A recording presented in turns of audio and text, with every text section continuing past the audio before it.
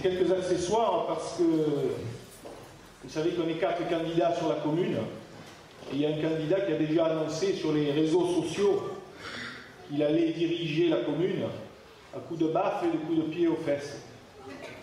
Alors, moi, ce soir, j'ai amené mon équipement.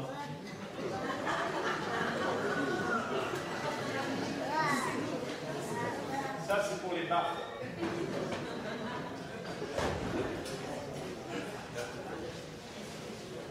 Ça pour les coups de pied aux fesses. Mais je vois que vous êtes venus sans rien. Ça veut dire quoi? Ça veut dire que le candidat il ne sera pas élu. Donc je suis rassuré.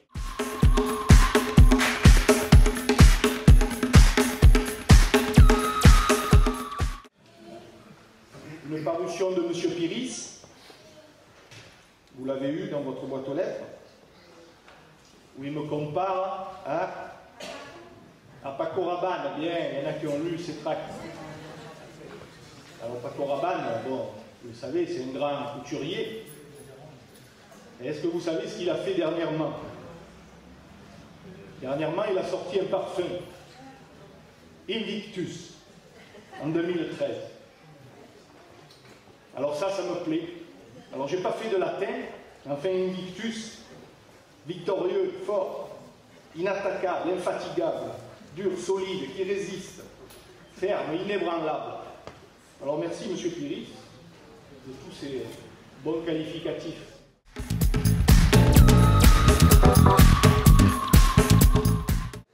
Ensuite, il y a M. Castellani qui a sorti son dernier tract sur les rythmes scolaires. Enfin, sur les rythmes scolaires et sur M. Ribot, puisqu'il ne peut pas s'empêcher, en parlant des rythmes scolaires, de critiquer M. Ribot, en disant que je suis silencieux sur le sujet. Ben, j'ai fait un tract aussi, comme lui, donc il est autant silencieux que moi.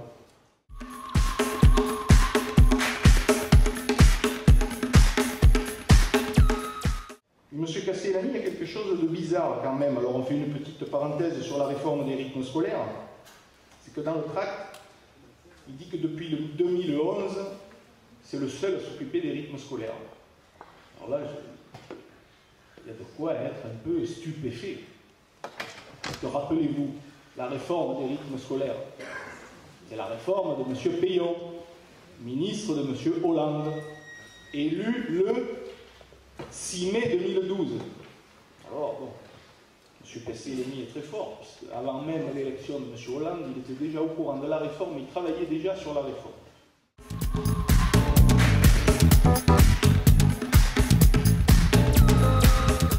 Ensuite, il y a un autre candidat. Alors là, j'ai encore des accessoires. On s'en servait de quoi? Pour attraper le linge, mais surtout, pour ne pas se brûler les mains. Pas se brûler. Très bien, très bien. Et moi, vous savez pourquoi j'ai pris ça ce soir? C'est pas pour ne pas me brûler, c'est pour ne pas me salir les mains.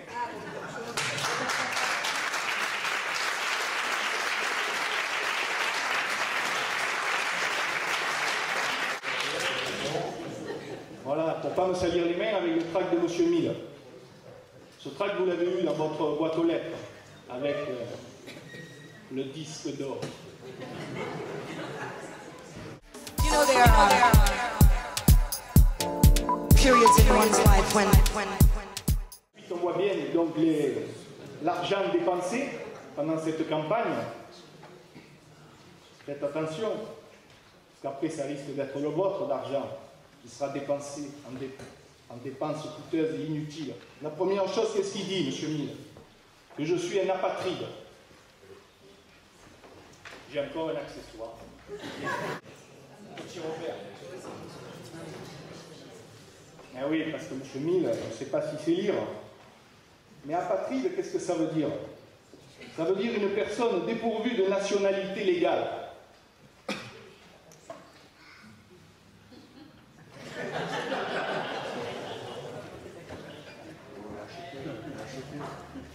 Je ne vous dis pas le numéro, c'est trop long. Nationalité française.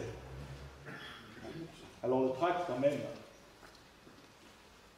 C'est pour les trois candidats, M. Piris, M. Castellani, mais eux, ils ont droit qu'à un quart de page. Moi, j'ai droit à toute la page. C'est bon signe.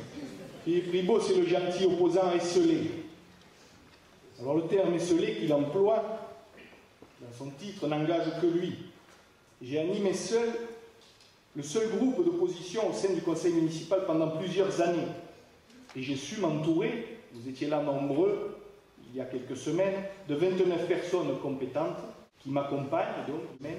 Et au lendemain de ma présentation de liste, ce soir, avec vous, si nombreux, je ne me sens pas du tout esselé, loin de là.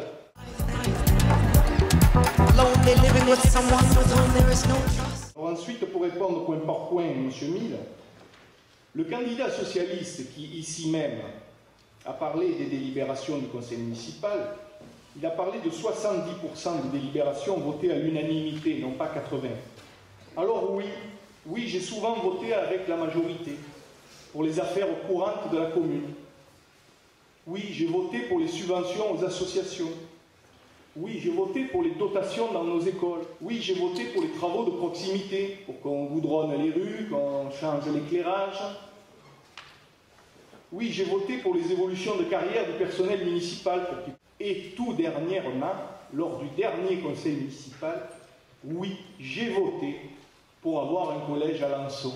Contrairement à M. Mille et à M. Castellani, qui, par l'intermédiaire de leurs représentants au sein du conseil municipal, ont refusé de prendre part au vote. Et je suis fier d'avoir voté pour le collège à Lançon.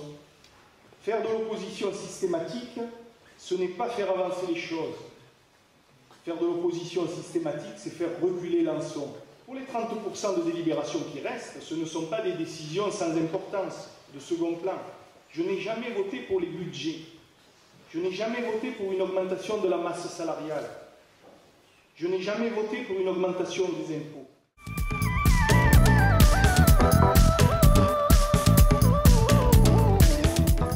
Pour ce qui est de la cave coopérative, où on m'attaque aussi, la première délibération est celle du 17 mars 2006, numéro 0618, et je suis le seul à m'être abstenu.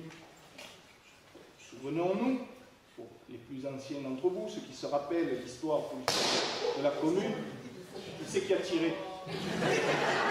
Raté. Je vous l'ai dit, Limicus. Oui, donc j'en étais à la cave coopérative.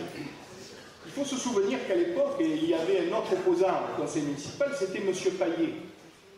M. Paillet était soutenu par certains policiers de M. Mille aujourd'hui. M. Paillet, le groupe de M. Paillet à l'époque avait voté pour le projet de logements sociaux en lieu et place de la cave coopérative. Et M. Mille, à ce moment-là, où il était? Quelque part du côté d'Aiguille, là-bas.